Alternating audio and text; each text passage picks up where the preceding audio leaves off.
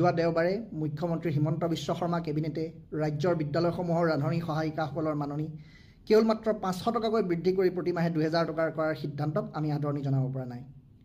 যোৱা 2005 চনৰ পৰা আৰম্ভ হোৱা এই বিদ্যালয়ৰ মধ্যাহ্ন ভোজন আঁচনিত জড়িত ৰান্ধনি সহায়িকাসকলে যোৱা 20 বছৰে বহু আন্দোলন প্ৰতিবাদ আৰু আদালতৰ হস্তক্ষেপৰ পাছতহে 1500 টকাকৈ মাননি পাবলৈ সক্ষম হৈছিল।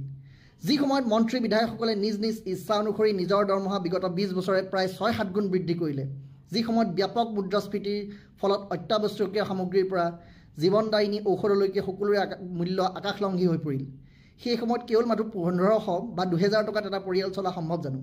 মুখ্যমন্ত্ৰী ডাঙৰীয়া, আমি আপোনাক প্ৰশ্ন কৰিব বিচাৰিছোঁ, একেখিনি কামৰ বাবে কেৰালা ৰাজ্যত, তামিলনাডুত বা বেলেগ এখন ৰাজ্যত যদি ৰান্ধনি সহায়িকাসকলে প্ৰতিমাহে 10,000 টকা, 12,000 টকা, 8,000 টকা মাননি পাব পাৰে, অসমৰ ৰান্ধনিসকলৰ সৈতে এই বৈষম্য কিয়?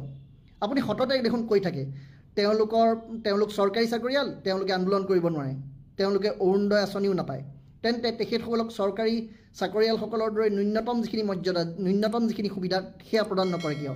আমি ক'ব বিচাৰিছোঁ, মধ্যাহ্ন ভোজন কৰ্মীসকলৰ প্ৰতি এয়া চৰম অন্যায়, এয়া তেওঁলোকৰ প্ৰতি এক চৰম শোষণ, এয়া এক মুক্ত শোষণ।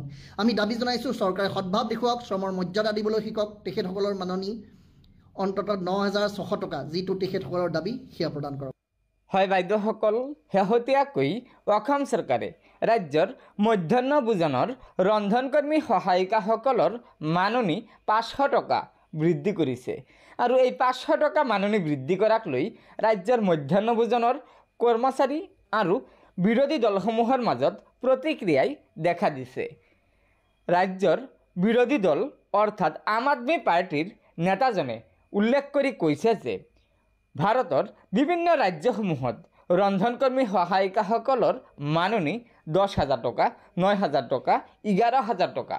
তেতিয়াহ'লে আমাৰ অসমৰ ৰন্ধনকৰ্মী সহায়িকাসকলক লৈ কিয় বৈষম্য চলি আছে?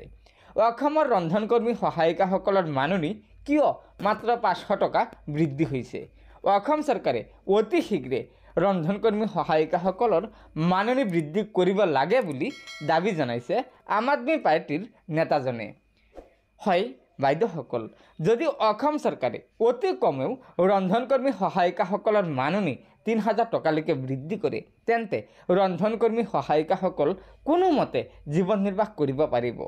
গতিকে আশা ৰাখিছোঁ অসম চৰকাৰে এই ক্ষেত্ৰত নিশ্চয় কিবা এটা ভাল পদক্ষেপ ল'ব।